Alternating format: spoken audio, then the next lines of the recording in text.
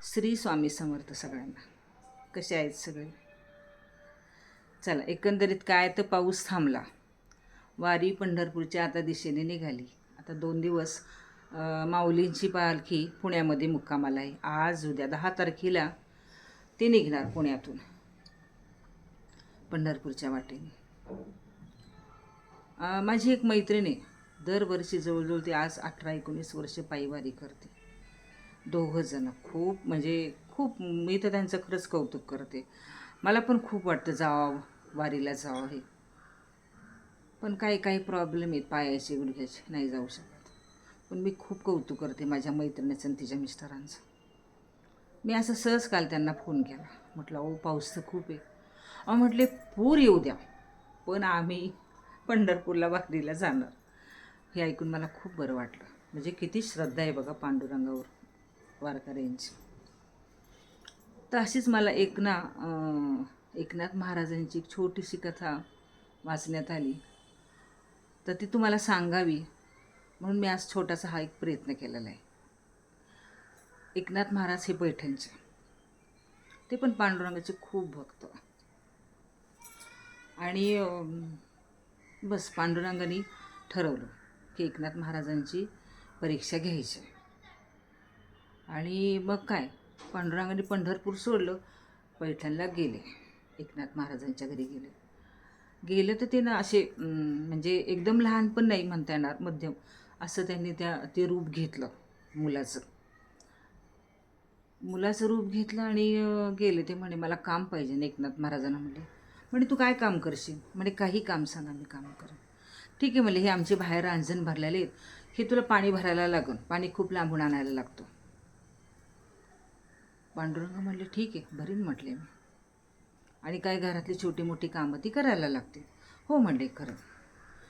एकनाथ महाराज म्हणले बरं म्हणले, तुझं नाव काय? तुला कोणत्या नावाने मी हाका मारणार? पांडुरंग म्हटले, माझं नाव श्रीखंड्या. ते नाव आहे. श्रीखंड्या? हो हो म्हणजे श्रीखंड्या. आणि झालं. एकनाथ महाराजांनी ते नावाने हाका मारायला सुरुवात केली पांडुरंगाला. श्रीखंड्या श्रीखंड्या श्रीखंड्या, काय असेल तर ते झाले सगळं. मग पांडुरंगाचं नेहमी नित्यकाम की उठायचं, ती कावड घ्यायची, ते रांजण भरायचे, काही घरातली असेल ती कामं करायची. एकनाथ महाराजांना काहीही माहिती नव्हतं की पांडुरंग आपल्या घरी पाणी भरतात. बघा म्हणजे कसं असतं. आपल्यासुद्धा आयुष्यामध्ये अशी कोणी पण येतात, म्हणजे ऋषी म्हणा किंवा आता बघा काही महिला असतात बघा, त्या पण खूप म्हणजे खूप काही करतात. पण काहींना सवय असते की नाही आपलं असं काही सांगायचं नाही, म्हणजे मोठेपणा सांगायचं नाही. जसं आज पांडुरंगाने एकनाथ महाराजांना सांगितलं, पण त्यांना ती परीक्षा घ्यायची होती. झालं. मग असं करता करता 6 महिने, वर्ष, 2 वर्ष, 10 वर्ष, 14 वर्ष पांडुरंगाने एकनाथ महाराजांची इथं पाणी भरलं बघा. तर मग आता पंढरपूरला ना त्यांचा एक भक्त होता पांडुरंगाचा, मला त्यांचं नाव काय माहिती नाही आहे. ते नेहमी दर्शनाला जायचे पांडुरंगाचं. पण त्यांना असं कळलं की पांडुरंग मंदिरामध्ये नाही आहे. त्यांनी तिथल्या लोकांना पण सांगितलं की पांडुरंग मंदिरात नाही, पंढरपूरलाच नाही आहे, पंढरपूरमध्ये पांडुरंग नाही. मग पांडुरंग आहे कुठं? सगळी शोधाशोध झाली, कोणाला सापडलं नाही.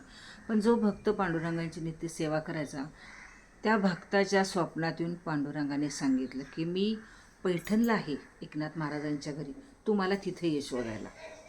झालं. मग तो भक्त एकनाथ महाराजांच्या म्हणजे पैठणला निघाला. पैठण आलं, विचारलं लोकांना कुठं आहे एकनाथ महाराज. लोकांनी सांगितलं. योगायोगाने असं की श्रीखंड तिथं भेटला, ती कावड हातामध्ये. आणि ते विचारलं त्या भक्ताने की म्हणे इथं एकनाथ महाराजांचं घर कुठं आहे. पांडुरंगाने ओळखलं की आपला भक्त आपल्याला शोधायला आलेला आहे. आणि मग काय, त्यांनी सांगितलं की असं असं जा, तिथं ते घर आहे, एकनाथ महाराज बसलेले आहेत ओसरीवर. त्या काळी त्या ओसरी वगैरे ते असं असायचे, म्हणजे मोठे पडवी ते, आणि ते बसलेले होते तिथं. भक्त तिथं गेला. भक्ताने विचारलं की एकनाथ, हा म्हणे मीच एक. म्हणे पांडुरंग कुठे म्हणे माझा. म्हणे पांडुरंग तर पंढरपूरला. नाही म्हणे, पांडुरंग तुमच्या घरी आहे. असं कसं म्हटले? म्हणे 14 वर्ष झाले म्हणे पंढरपूरमध्ये पांडुरंग नाही आहे, तुमच्या घरी आहे. माझ्या घरी नाही म्हणे. मग त्यांच्या लक्षात आलं, 14 वर्ष म्हणल्यानंतर तो मुलगा पण आपल्याकडे आलेला आहे. 14 वर्ष झाले.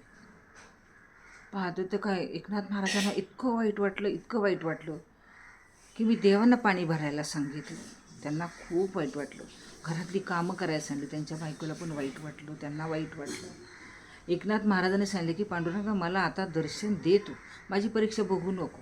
इतक्या वर्ष मी तुला कामं करून घेतलं, माझ्याकडून खूप मोठी चूक झाली, असं तसं करून त्यांनी त्या खूप विनवण्या केला. पाहतो तर काय, पांडुरंग झाले की प्रगट तिथं. प्रगट झाल्यानंतर त्यांना इतकं वाईट वाटलं, त्यांनी खूप माफी मागितली. पण ज्या वेशात पांडुरंग आले, त्यांचा एक हात असा कमरेवरती आणि एक हात असा की मला म्हणजे एक तर तू लोण्याचा गोळा दे किंवा श्रीखंड दे. म्हणजे मला काय सांगायचे की पंढरपूरला विठ्ठलाचे दोन्ही हात कमरेवरती आणि एकच अशी विठ्ठलाची मूर्ती आहे की ती पैठणला एकनाथ महाराजांच्या घरी आहे बघा. एक हात कमरेवर आणि हे एक हात असा आहे की म्हणजे मला प्रसाद दे किंवा काय जे असेल ते. पण ती मूर्ती खरंच खूप पाहण्यासारखी आहे. म्हणजे ती अशी पांडुरंगाची कथा आज वारीनिमित्त बस वाचण्यात आली आणि म्हटलं चला तुम्हाला सांगावं. आपल्या पण जीवनामध्ये असे बघा किती आपल्याकडे पण देव येत असतील किंवा देव माणसं येत असतील, आपण ओळखू शकतो का त्यांना? बघा जसं एकनाथ महाराजांच्या आयुष्यात पांडुरंग आले. आपल्या पण आयुष्यामध्ये पांडुरंग येत असेल, पण आपल्याकडनं आपल्याला पाहता येत नाही. चला, कसा वाटला आजचा व्हिडिओ? श्री स्वामी समर्थ.